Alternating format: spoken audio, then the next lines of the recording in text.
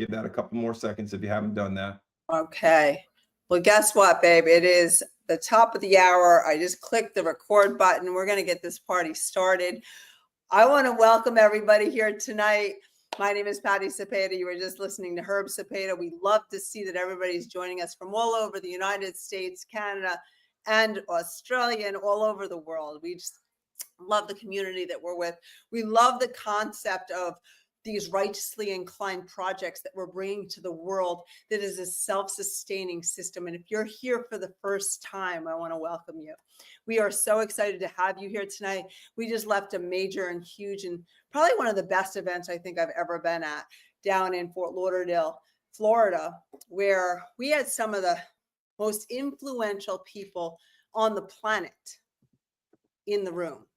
And we're so fired up because right now, we're set to go from small to big very quickly, gaining traction very quickly right now with Welcome to Rally. This is what we're on, is a rally. We call this our Zoom killer. How many people in here value their privacy by a show of hands? I don't see a lot of people's screen on, but I see a couple hands up. Thank you for participating. I appreciate that. You guys can turn on your cameras if you'd like. This platform is amazing, and we do believe it's going to kill Zoom. It's less expensive. It's better. It has more bells and whistles. And I mean, let me finish that sentence that I started to say before. How many people value their privacy by a show of hands? Now that there's some more cameras on. And how many people believe that we really don't have much privacy anymore? Right? I mean, we really don't have much privacy. I got two hands up for that because they're watching everything that we're doing. Zoom itself is a platform that got in trouble not too long ago. It was called Zoom bombing because they were selling our information and releasing all of our information and watching. And they're probably, that's what they do is they watch, they listen to us, Zuckerberg and the rest that listen to us on a regular basis to sell our information to people. We have a very special guest that'll get into more detail on that. But this is exciting. I mean, right now, like I was saying before, down in Fort Lauderdale, we had some of the top influencers in the world that literally, I heard that the reach is about 2.5 billion people, that we literally could become an overnight household name. Rally. We're on a rally. Instead of a Zoom, let's do a rally. Why? Because all of this information is private. It's on the blockchain. We're going to talk about that. It's not sold to people. Matter of fact, you could monetize it yourself at one point in the future. So it's very exciting what we have here. We're also looking at a TikTok killer because we all know who owns TikTok, right? Who's on TikTok? Anybody? A lot of people don't want to be on TikTok because they know that it is out of China. But yet there's not a replacement. But imagine if there was a replacement. So we're working on a few very exciting projects amongst others that are in our community that are very, very exciting for us. But we're going to try to stay focused tonight just on this. I'm going to turn it over to Herb. We have a very special guest on tonight. So Herb, are you on? Can I see you? Yeah, Patty, let me know if my reception goes out because I'm in. Yeah, I got you. You're fine right now. Can I hear you? Maybe not. In our own place. So can you hear me? Can everybody hear me? You know what? You just went out a little bit. So I'm going to monitor that. And if I jump in, it's because I don't hear you. Yeah. No worries. No offense taken. But about 16 months ago, Patty and I had the opportunity, I'm going to call it an opportunity, to receive an invite to Puerto Rico. As we were getting off of a cruise ship. I mean, the invite came from a gentleman by the name of what we were doing. Okay, you're breaking up a little bit, and you may have to come out of that location and relocate. Let me just try moving. Hold on a second. Let me just try moving a second. Maybe that's a little bit better. How does that work? Yeah, you're good. You're good. Well, we'll try. Okay. So anyway, 16 months ago, don't mind the bike in the background. We were just on a bike ride. We get the invitation from Darren. So how about I tell our story? You're going in and out. You got to change locations, hon. So what happened was we were introduced to this through Darren Kidd, a very special friend of mine and Herb's. And I had stayed in touch with him through the years. He had given me a phone call to tell me that they were working on some things. I said, what are you doing these? He said, I'm not taking on any coaching clients. I'm not doing any more network marketing. And I'll be making about $50 million in the next 12 to 18 months. And how many people would have been skeptical, right? I'm a very open-minded person. I also know who I was talking to and was open to the invitation to come. He was going to fly us down to Puerto Rico. He and Tony, who you're going to hear from today, and down to Puerto Rico to be put up at the Ritz, first class of the whole nine, and be able to meet with people that were extremely well connected and have reached billionaire status. And of course, my initial response to that was absolutely, I'm all in, let's go. And I hung up the phone and I told Herbie, when we get off this cruise ship, because we were coming in South Florida on a cruise ship, tomorrow we'll go to the airport, we'll go over to Puerto Rico. And I tried to regurgitate some of the things Darren had said to me on that call. And of course, I had a hard time doing that. And he said, no, we're not going to Puerto Rico. I said, yeah, we are. He said, I'm not going. You can go. I said, well, I'm going. And anyway, so I texted Darren. He sent over a voice text with some of the accolades. And I said to her at the same point in time, I says, what do we have to lose? We've made tens of millions of dollars. We've done very well in business, praise God. But this is something that gives us an opportunity to really be around people that have made billions of dollars, a big difference. And not only that, it's not going to cost us anything. If worst case scenario, we'll get a great vacation. So he ended up, after he vetted everybody, the state trooper, he was formerly a New York State trooper, came out in him, he vets everybody. We go down there and sure enough, it was a fire hose of information. So if you're here for the first time, just prepare yourself that there could be some new verbiage, new terminology, a new concept to grasp. Just be prepared for that. And we were there for 3 days, I believe 3 or 4 days, just taking it all in. And by the time we left, we were pretty fired up.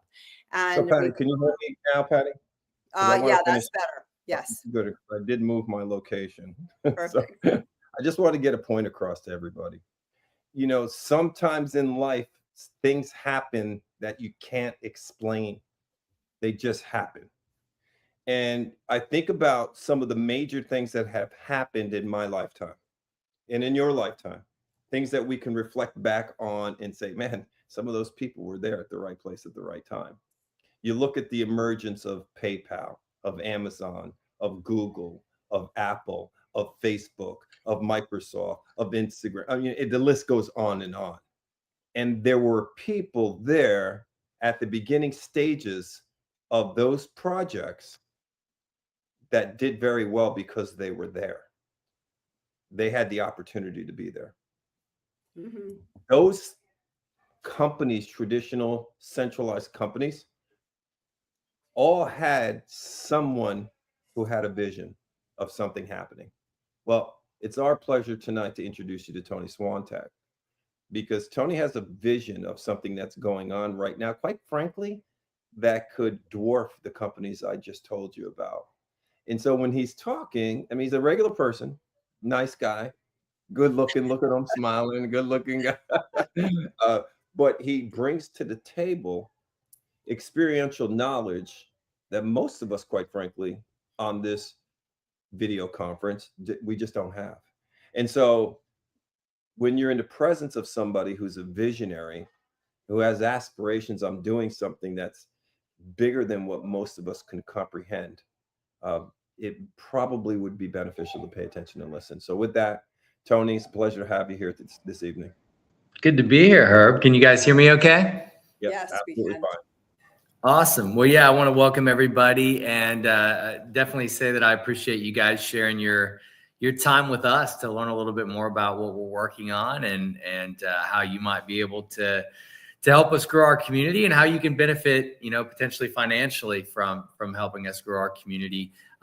What I'll do, if you guys think it's all right, just run through a quick demo of this platform and show everybody a little bit about, I think, the differences between ourselves and Zoom. And if you're newer into what I have kind of jumped into over the last year and a half, the blockchain technology side of the world, I'll give you a little bit of kind of my experience coming into that space. And honestly, I'm a low tech entrepreneur. I'm somebody that's not really big on learning new things. I guess maybe that's most humans, and kind of, I know what I do and what I'm good at and what my strengths are, and I kind of stay in my lane most of the time. And I understood cryptocurrency pretty early. I was fortunate. I read the Bitcoin white paper in 2010. I got some email from CNET, a tech blog, and I just liked the concept, but I was too low tech to do anything about it. I just thought it was a cool concept. Limited supply of tokens, proof of work made some sense. All I knew was I remembered when gas was 50 cents a gallon, actually a little lower than that. And it ain't anymore. I know the dollar's not what it used to be. And so it's because they print trillions of them every few years. And I felt like limited supply was a cool concept. It was 2013 when some of our companies started buying Bitcoin for the first time. So it was still pretty early, a couple hundred, $250 a coin, maybe something like that. And I've never stopped buying. My last big buy was at like 69,000 a coin. And then I bought just a few weeks ago, I bought like 10 grand worth. My friends know if they want to sell Bitcoin that I'll buy it from them, but I've never bought Bitcoin to use it. I've always bought it because I felt like it was undervalued and it was going to go up. Now I could be wrong, it's speculative, and I could be right. I think at the end of the day, but I would say most people that bought Bitcoin or do buy Bitcoin buy it for the exact same reason that I do, is they think it's going to go up in price, and it's purely speculative. The difference between the projects that we work on is we actually have real companies that generate real revenue. And when I first saw this concept, my friend reached out to me. This was 2018, early 2018. I had a friend that had started a cryptocurrency trading software platform back in 2017 that I helped him grow. And it did very well. And he called me in 2018 and said, he's like, Tony, you got to buy these nodes for this project called Gala Games. And I said, what the heck is a node? I was like, again, I'm low tech, and he's like, Bitcoin mining, and I was like, not really. I mean, I've heard the words Bitcoin miners or whatever, but I have no clue what that even means, He goes, this is software nodes. He goes, basically, Tony, he goes, you buy this software, you put it on your computer, and this company will pay you to borrow your computer power. Well, I understood that. I said, well, how much do they pay you? And he said, well, they give you these Gala tokens. And so I said, well, how much is a Gala token worth? And he said, well, right now, this is 2018. He goes, right now, nothing. And I just said, this sounds amazing. You're gonna borrow my computer power and you're gonna give me magic internet money that's not worth anything. I said, it sounds amazing for them, not so great for me. He goes, well, Tony, he goes, it's not worth anything now, but if people start playing these games, it could be worth quite a bit. And so long story longer, I bought $10,000 worth of nodes. And for the next 2 years, nothing happened. They were still building their games. They probably shouldn't have sold the nodes that soon. But everybody was complaining, like everybody, even my friend was complaining. And he ended up refunding everybody that bought nodes. He didn't want people thinking he was taking advantage of them, whatever. So he just gave everybody their money back. And I actually told him, I was like, I don't need a refund. Like, I'll just keep the 10 grand in there and let's see what happens. And he says, it's easier to just push a full refund to everybody. He goes, if you really want to purchase them, call me in a couple of weeks and we'll just redo the transaction. I said, okay.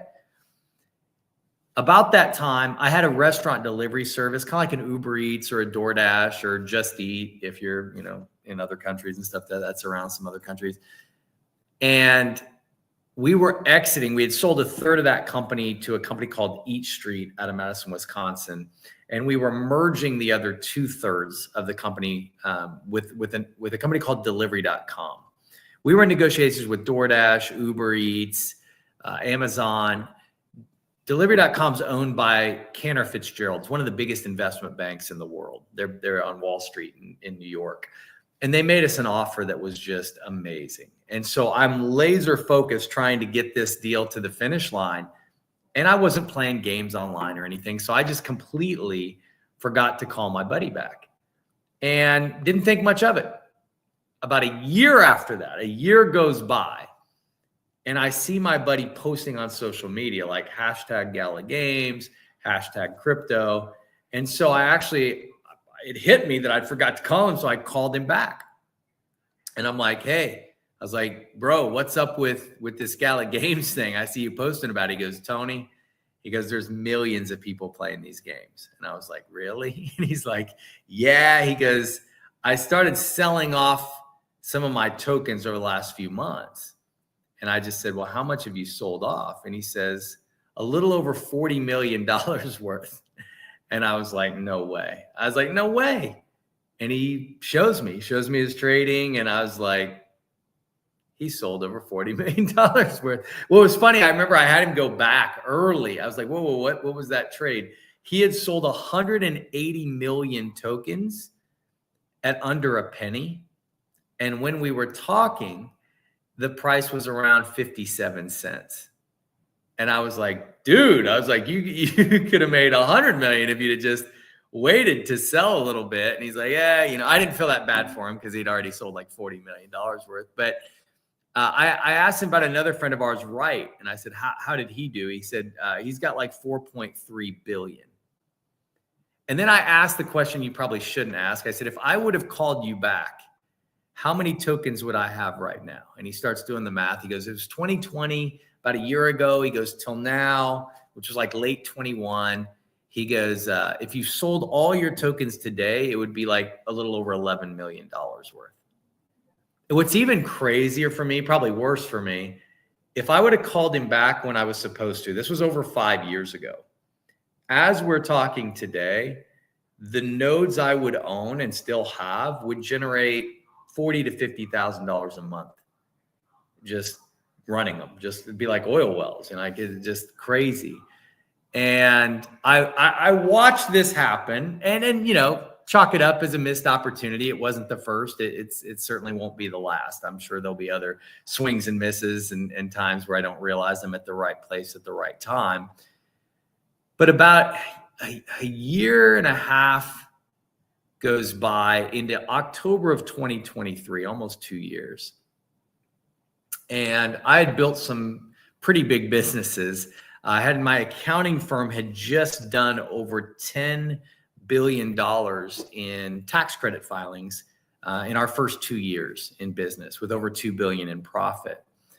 And I was very busy. Thousands of employees, contractors. We had offices. I guess we do have offices, Kansas, New York, Mississippi, Ohio. It's a huge business. Over 40,000 clients, almost pretty much exclusive business clients. And my buddy that had made over $4 billion from the Gala project, they reached out to me and they wanted to share with me what they were working on in the blockchain space. Now, as busy as I was, the fact that I had watched them build a project that was the #1 performing cryptocurrency in the world in 2021. It had a market cap that peaked at like $45 billion. There were days where its market cap was higher than Tesla's.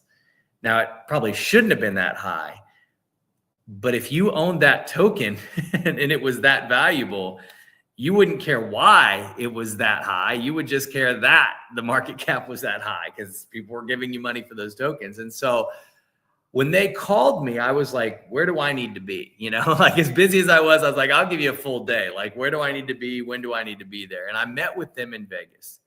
They showed me several blockchain projects they were working on. Probably the most impressive thing to me was the people that were working on these projects. I remember they had a banking blockchain, that we do have a banking blockchain. And the CEO came in to meet with us, and I knew who she was. I own a credit card processing company that's pretty good size, and she didn't know me, but I knew her. Her name's Kathy Roberts. She was one of the original founders of Discover Card. And so she was also the first president of Discover Bank. She was like the head of the Delaware Banking Commission for a year, like one of the more respected bankers. I'll just say this: if you get cash back for using a credit card, you can thank Kathy Roberts and her executive team for that. The only reason anyone in the world gets cash back is really because of her and her team and what they created. And so I'm sitting here in 2023. The regulatory environment towards blockchain and crypto is not good. The SEC in the United States is suing everybody. They're suing Coinbase. They're suing Ripple. They're suing the Ethereum Foundation. Like everybody and anybody, they're going, and they're losing all these cases, which is kind of funny. But they were still suing everybody. And so I just said, what are you doing here, Mrs. Roberts? Like, how did they get you into blockchain? Because blockchain and banking, you know, they go together like oil and water. They don't mix, you know. And she says, Tony, I believe that blockchain technology will make everyone on planet Earth bankable within the next 5 to 10 years. And I remember when she said that, the respect level I had for her, I just felt like I better dig into this. Like, what's going on in blockchain? What is this Web3 shift that she's talking about? And as I researched, I saw the World Economic Forum had put out an article in 2021 that basically said blockchain would disrupt up to $867 trillion in traditional markets. My degree is in finance and economics. And so I'm looking at these numbers going, this is not a once in a lifetime deal here. This is a once deal. Like in history, there's never been that kind of a shift, and probably in future. I think that the only time we'll see a shift in wealth like that, and that was 2021. I've heard as recently as probably 6 months ago, 1.3 quadrillion is the estimated shift now. It will take cross-planetary economics, basically. Like if the world economy starts to shift into Mars or something like that, and we've colonized another planet, you might see a bigger shift. But I don't think the grandkids, great-grandkids, double greats, triple greats are probably going to be a part of that kind of opportunity. And so I just felt like, as an entrepreneur, how do we position ourselves to take advantage of that kind of shift? If people much smarter than me, one of the more influential bankers in the world, people like Elon Musk talk about it, Bill Gates, like all these people talk about this Web3 shift, this blockchain shift, that are much more successful than me, much smarter. And I'm just sitting here going, okay, if we had a time machine and went back into the mid 90s, I don't know where you guys are at. I saw there's some Australians on. I know that. I see Lisa on. I know I've got some Floridians on, a few North Carolina on. I'm in Puerto Rico. I'm heading back to Kansas on Sunday, so I'll be in Kansas for a few weeks. But as entrepreneurs, if we had that time machine, and tonight we were in the mid 90s, early 90s, no matter where any of us are at, I would say we got to get to Silicon Valley. Like, let's get where I'll get a flight. You guys need to get flights. Let's get up to Silicon Valley. Let's go find Elon Musk and Peter Thiel. They're working on PayPal right now. Let's go to Stanford University and find Sergey Brin. He's working on Google right now. Let's see where Jeff Bezos is at. He's raising funds for Amazon. And let's pool all the money we've got and give it to these people and help them invest in their companies. Because now we know, like, they're literally going to shape the way people communicate, the way people operate online for the next several decades. And the Web3 shift, in essence, is growing faster than the internet did in the mid 90s. Blockchain tech is growing faster and getting bigger than the internet did in the early and mid 90s. And so the best way to position ourselves, I felt, was to work in projects that generated real world revenue, that generated real world utility, meaning people could use cryptocurrency, they could use tokens for real products and services. And if we could position ourselves in that line, and probably more importantly, figure out ways to make the blockchain invisible. And what I mean by that is, I kind of look at this, and I say this lovingly, but the nerds, of the world, you know, they kind of got the internet, what I would call kind of early Web 1.0, where it was just the military was using the internet, IBM, Microsoft, you know, Apple, Steve Jobs was probably using the internet in the late 80s, early 90s. The internet protocol was that code was developed in like 1981. TCP, IP, those protocols were quite old. And it wasn't until like the mid 90s where you got Hotmail was kind of one of the first real use cases. And then all of a sudden, you know, you get Amazon and PayPal being able to pay for things and Google being able to get information and search. All these companies were early, what I would call Web 2 adopters. And it was entrepreneurs that started to make the internet invisible, the code. My mom, for example, doesn't know what HTML is.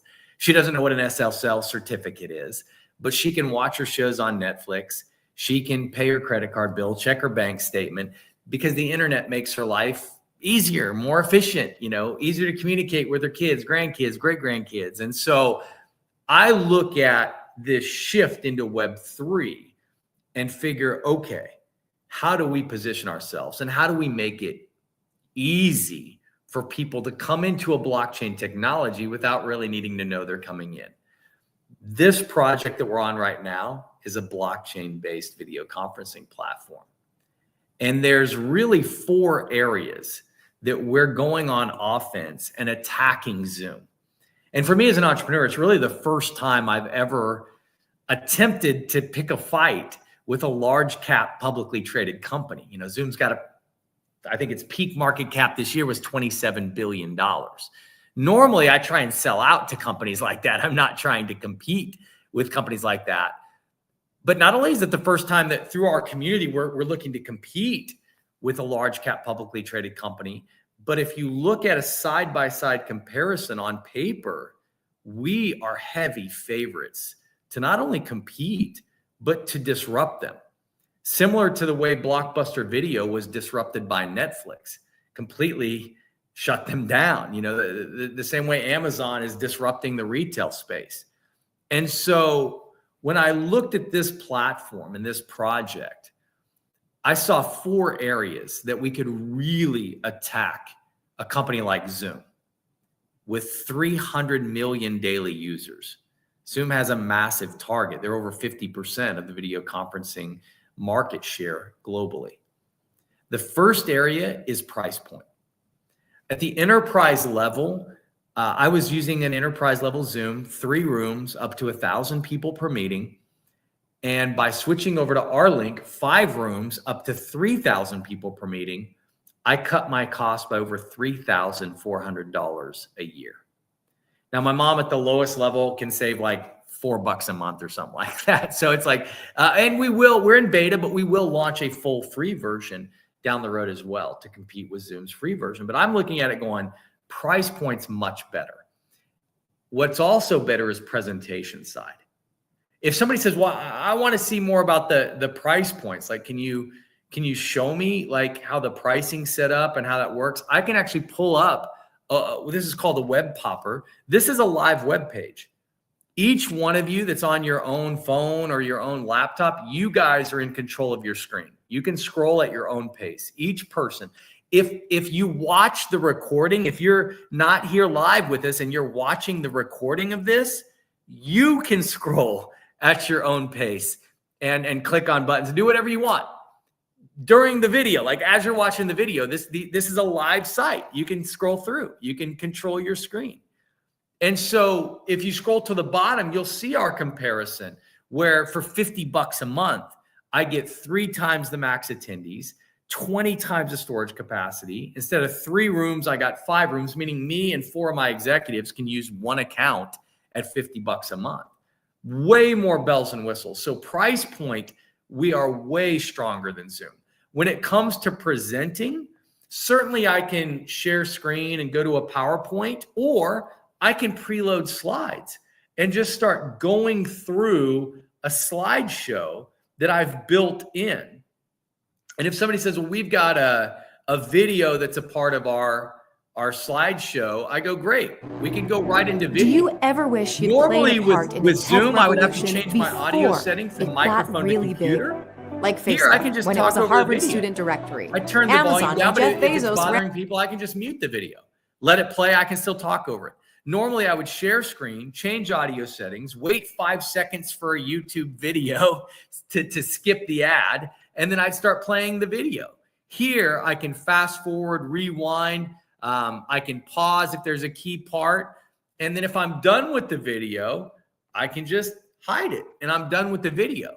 And if somebody says, well, this is awesome, like, how do I buy that $50 a month package? I can pull up call to action buttons and people can buy. And again, if you're watching the recording, those buttons are hot, and it can be any industry, any company. It doesn't matter.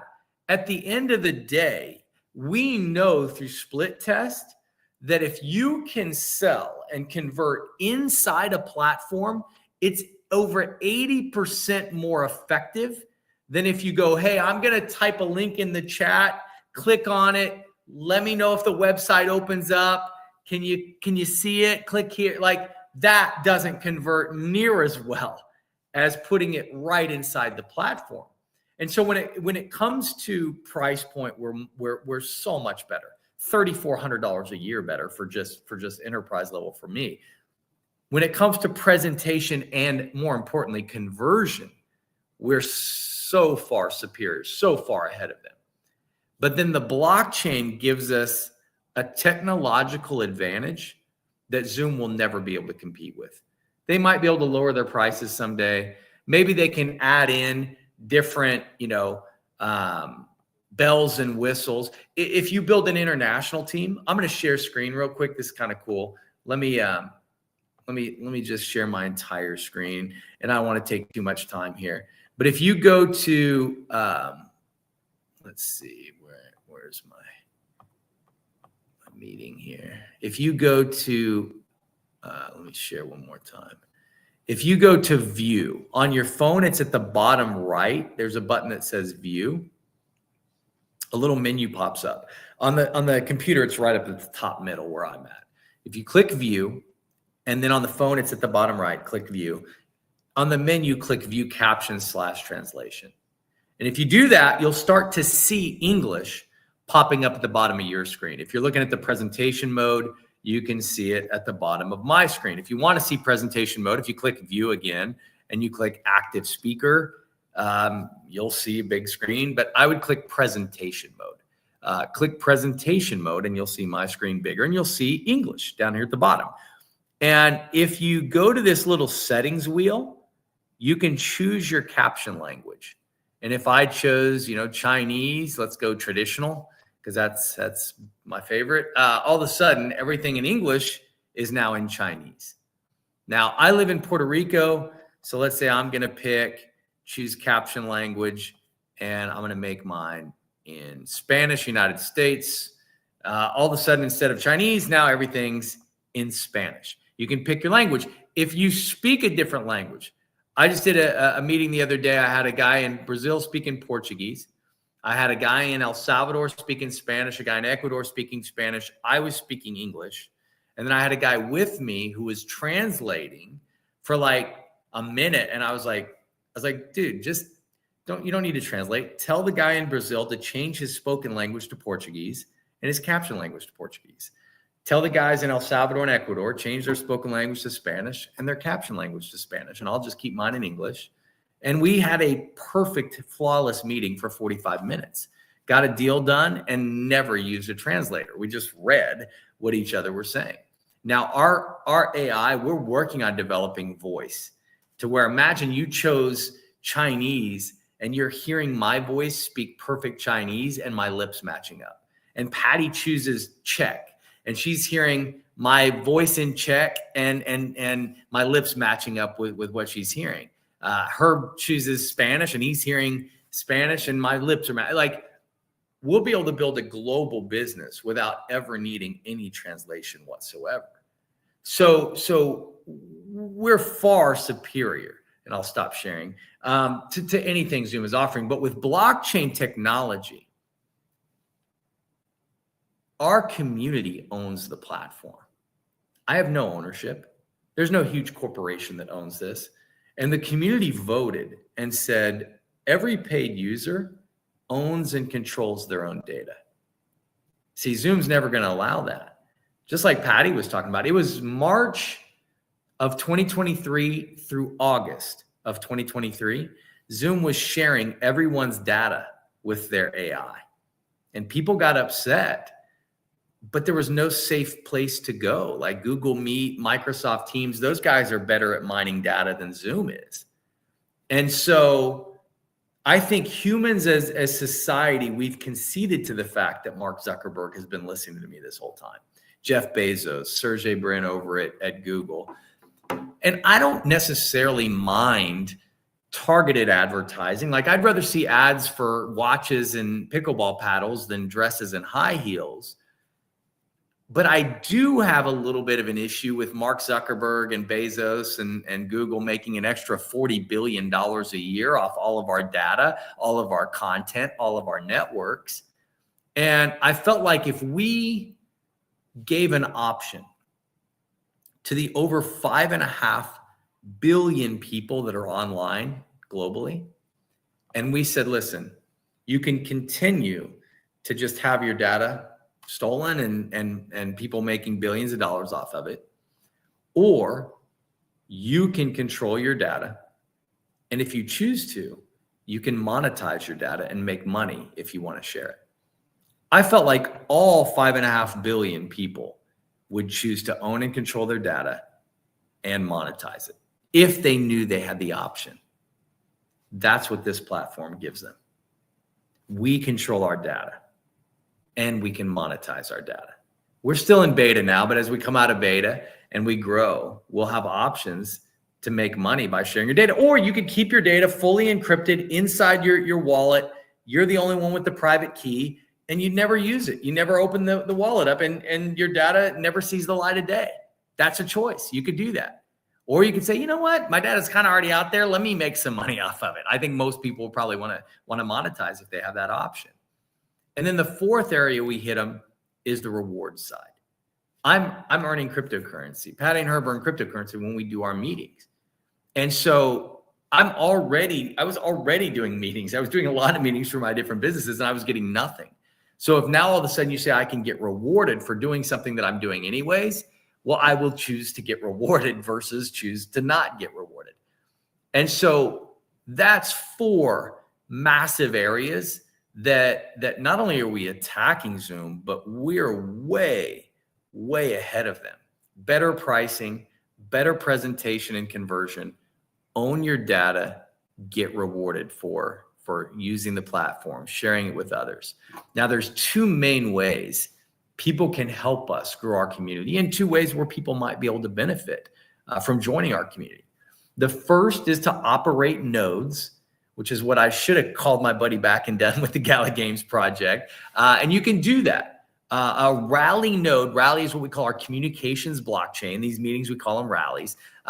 This platform lives on the Rally blockchain. There'll be other companies that live on the blockchain as well. I actually bought the code for a project that's called Pixa. If this right here is the Zoom killer, I would say Pixa is like the TikTok killer. So instead of our data going to China, like Patty was talking about, I think everybody knows that's where your data goes if you use TikTok. What if you could own and control all your data? And we create a social selling app. So what if this is a lady that sells cupcake recipes or something, and you could click on the shopping cart and pick out the cupcake recipe or buy the cupcakes and have them shipped to you. And then you could use your crypto wallet. It's built in here, and you could pay. Or you could use your credit card and it would go into the market and buy the tokens. Because that's one of the things the community did.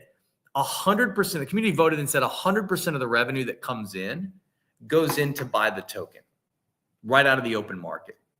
It creates buy-side pressure. I say, imagine if every time you checked out on Amazon, if Jeff Bezos made us go buy Amazon stock and then use the stock to check out, the stock price would go up. Whatever, it's a couple $100 a share. It would go up because just supply and demand. More people that have to buy it and want to buy it, the price goes up. Now, they cannot do that in a Web 2 environment. We can do it in a Web 3 environment. That's exactly what we do. And it'll be the first blockchain-based project in the world, really, that has consistent daily revenue going in to create buy-side pressure on the token. Now, I don't know if we'll do what Gala Games did. You know, they $45 billion market cap, still probably close to $1 billion or $2 billion market cap some days now, you know, after crypto winter. They still are a top 100 coin. I'm not saying we're going to beat them or do what they did, but I can tell you this. Over the first real 8 months in beta, we've done over 5 times, and it's closing in on 10 times the revenue that Gala Games did their first 3 years combined. And so our trajectory is very, very strong. What's even crazier, we have more revenue right now than Gala Games has right now. And so I'm looking at this going, I can add users to this platform. I don't know much about, you know, tweeting and making a cryptocurrency go up. I'm not Elon Musk, who can tweet once about Dogecoin and the price skyrockets. I'm not that important. But I know I can add 1 million users onto a platform like this. I know Herb and Patty could probably add 3 million users onto a platform like this. People like Lisa. I mean, there's so many amazing people. Bill Hoffman. I mean, there's people here in this meeting that on their own through their networks could add 1 million users onto a platform like this. The question is, who's going to do it? And what's cool is you can get rewarded for it. So you can operate nodes, which is what I should have done with Gala. But you can operate nodes, and the nodes will generate tokens as long as you keep them turned on, as long as they're helping to run our blockchain, which we need node owners to run the blockchain network, and you get rewarded for doing it. I kind of say buying cryptocurrencies like buying eggs. If you eat eggs for breakfast and run out, you got to go to the grocery store and buy more eggs. A node is like having a chicken coop in your backyard. You never need to go buy eggs. You just go to the backyard and the chickens are laying eggs and you grab the eggs, and that morning you have eggs. Then you go back in the next morning, go to the coop and you grab more eggs, you know? And so the nodes generate about 3,000 tokens per day. There's an NFT that I think the nodes are like 6,200 each or maybe 6,100 each, something like that. So they're not cheap. You can add a boost, and it's called an NFT boost, but it will double your node output for like 6 months. So you can get about 6,000 tokens a day for the next 6 months. And then you can continue to boost and probably get 3,000 a day for the next 6 months after that. We have an annual halving that's getting ready to happen in September. And so not to get too into the blockchain side, but the nodes generate tokens. Those tokens could be worthless. Currently, people can sell them, and people do sell them. I saw somebody sold like 60 grand worth the other day. I think today people have sold maybe 20, 30 grand worth. So not a lot of sellers. Actually, a lot of people are hodling. They're holding on to these tokens, but there's a lot of buyers. I can tell you that there's people that are trying to consistently buy this token out of the market. There's just not a lot of people that want to sell it at the current pricing. But sooner or later, there'll be some price discovery and people will want to sell, and that's fine. You know, the market makes itself kind of. We don't control the market. We're just community members, and our goal is really to just help build the platform. And that's the other way you can help. So you can run nodes that generate tokens, or you can help us build the community. And how you do that? Pretty simple. If you're using Zoom or Google Meet or Microsoft Teams, stop.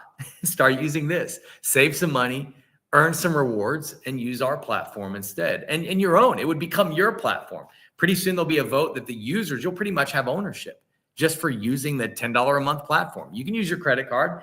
Just swipe the card. Whoever invited you on to the meeting can get you a link where you can literally just put your card information in and pay $10 a month, cancel at any time. But literally you can start getting rewarded for doing meetings, which is probably better than not getting rewarded for doing meetings. And if you're using a paid version, enterprise level, Zoom, Teams, anything like that, I can tell you, you're probably going to save quite a bit of money. And the other thing you can do is bring in other users, bring in other community members, bring in people that maybe want to operate nodes. You can get rewarded in a big, big way for doing that. I have 2 gentlemen that have basically in the last 4 weeks, I think they've earned for community build over 150 million rally tokens in 4 weeks, which is ridiculous. I think that's almost $500,000 worth right now, which is crazy. Not they couldn't sell all that today, but they probably sell it over the next few weeks and put $500,000 in their pocket, which is kind of crazy. It's exciting to see, even in beta, the excitement around a real product, a real service that has blockchain technology. And that's really, I think, the key. When grandma swipes her card, puts her card information in, the community voted 100% of the revenue goes in to buy the token. She doesn't need to know that. Grandma doesn't need to understand blockchain, what a MetaMask wallet is, what Uniswap version 4 Coinbase is. She just swipes the card. She just puts the card info in. It charges $10, and then it goes through Uniswap right into the market using our banking blockchain. This is as we come out of beta. This is how the setup is. And it doesn't care what the price of the token is. It doesn't care. And so if I look at, I don't know what the price is today. Let me go look. I'll tell you guys. So right now, and it changes quite a bit, it's 0.0029 cents. It's less than a penny. It's almost a third of a penny. And so if she bought, let's say $10 worth of that token, and she says, I'm gonna buy the $10 platform, that's whatever, 3,400 tokens, 3,442 tokens, something like that. And then that would go right to the community. So she uses her card. In the small print, it's saying, hey, you're buying a digital token that's going to give you your platform. She's not going to care. She knows it's costing her $10 and she gets her platform. It does it seamlessly. It's like when I was in Japan over Christmas, I went skiing up in Japan in Niseko, kind of the northern islands. And I was in Tokyo as well. And I almost everywhere we went used my Amex. I didn't care what the dollar to yen ratio was because Amex handled that for me. I just knew I was going to eat some sushi, and here's the Amex. And Amex will figure out how many dollars it cost me and the yen, and they got yen, and then I got a bill and I paid it in dollars, So that's kind of how our banking blockchain works. So grandma, her card runs for $10. It buys 3,400 tokens that moment. And our community gets those tokens and says, hey, grandma, thanks for 3,442 tokens. Here's your meeting platform. She got it. There you go. Next month, it automatically charges her card. She can cancel anytime. There's no contract. But let's say she likes the service. It runs her card for $10. Now, let's say we have millions of users all of a sudden. We have a bunch of people that love the project. And now each token's worth $1. Her card gets swiped, and it goes into the market and buys 10 tokens. Not 3,442. It only buys 10 tokens. And the 10 tokens go to the community. And the community says, hey, grandma, thanks for the 10 tokens. Just so happens that's how much it costs to get your platform set up. Here you go, 10 tokens worth. That's never happened in blockchain or crypto history. Meaning, anytime I've ever purchased any cryptocurrency, or my companies have, I always look at the price. Like, it's important. I want to know, I don't put a market order in. If somebody said, well, we want to sell Bitcoin for $1 million a coin, and you had a market order in, and that was the only liquidity in the market at that moment, it's possible you could literally buy Bitcoin at $1 million a coin. It would be a huge mistake. So you put what's called a limit order in, and you say, hey, if I'm buying Bitcoin today, I don't want to pay more than 103,000 or whatever it is. You set your limit. Our revenue, the revenue from the company, could care less what the price is. It just knows it needs to go in the market, buy those tokens, so grandma can get her platform to talk to her grandkids. That's what it knows. And so we have this consistent buy-side pressure coming in on a daily basis. And if you help us build the community, you can actually share in the daily revenue distribution. We own this. The community owns this together. And so I would tell people, if you can get nodes, get some. Now, it's high risk with potential for no reward. It truly is. The tokens, they are worth something now. So you can sell them now, but the tokens could go to zero for all I know. They could go up to 85 cents like Gala Games did. They could go higher than that. I don't control the market. None of us control the market. But one thing I knew I could control was how many people I introduced to this platform and how many users I felt like I could bring on. I could bet on myself. I knew Herb and Patty could bet on themselves. I knew somebody like Lisa and Bill could bet on themselves. And what's cool is all of us coming together, the more entrepreneurs that come into the platform, it's almost like a hive AI mind, where I think the best thing about this project, if I lay an egg and I just can't get it going, and Herb and Patty say, hey, you know, we're going to just go on cruises for the rest of the year because they love cruises, and they made plenty of money, and they're going to take cruises. But Bill Hoffman and his wife Julie go, you know what? We're going to go build our link, and they crush it. If me, Herb, and Patty are just chilling on the cruises together, and we have a bunch of nodes and have a bunch of tokens, we're going to owe Bill some dinner when we see him and Julie the next time, because we'll be really happy. Because it doesn't matter whether it's us that helps the project, but I know this. I know people like Herb and Patty. I know they're running just as fast as I am. And I know a bunch of us are probably going to help this project along. People like Lisa are going to get it throughout Australia, throughout Southeast Asia. Like, there's so many opportunities for us to really disrupt the video conferencing space. There's going to be massive opportunity to disrupt TikTok. And all that revenue runs through the same Rally blockchain. So my recommendation, if you can afford to get some nodes, again, that's kind of your high risk part of portfolio. You'd have some extra capital to work with. In the United States, it's actually, the software is classified. The node software is classified as off the shelf software in the tax code, the IRS tax code. So I'd say get with your CPAs, get with your tax attorneys. You can take what's called a Section 179 and bonus depreciation on off-the-shelf software. So it could be a pretty big write-off. It was for me in 2023. I didn't live in Puerto Rico. There's some tax advantages I have now that I did not have in 2023.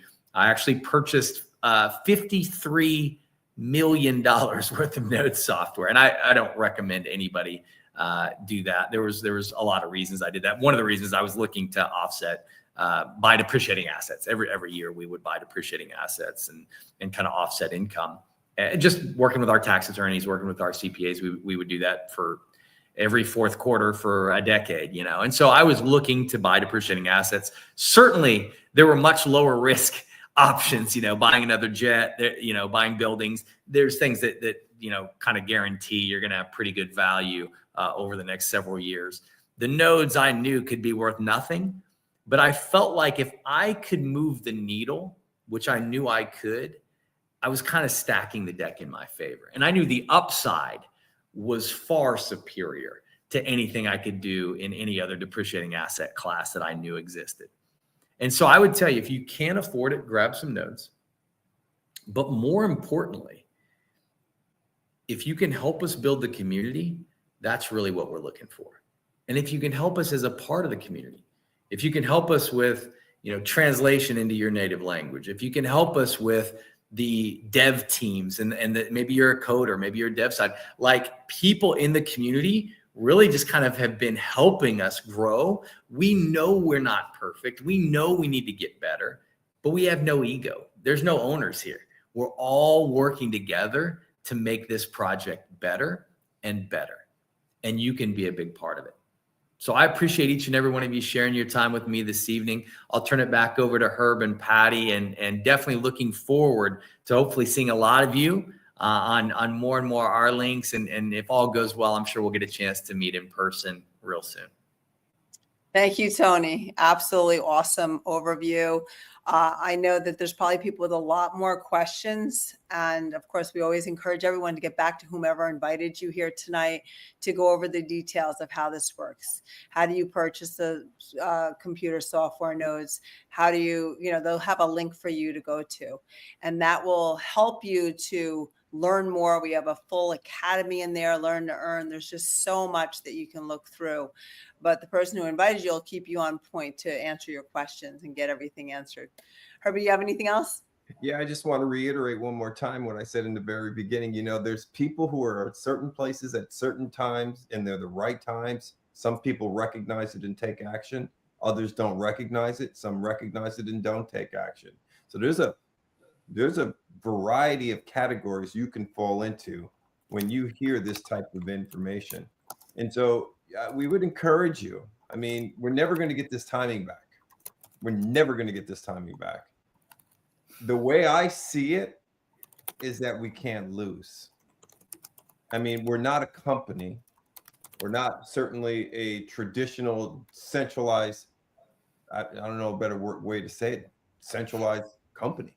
We're a decentralized community with a project that we all can relate to.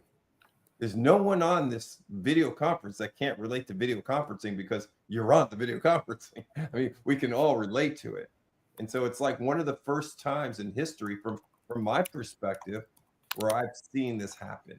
And so we all see the advancement of blockchain technology, the talk of cryptocurrency, and many of us are really not very savvy on it, and it's relatively new to us.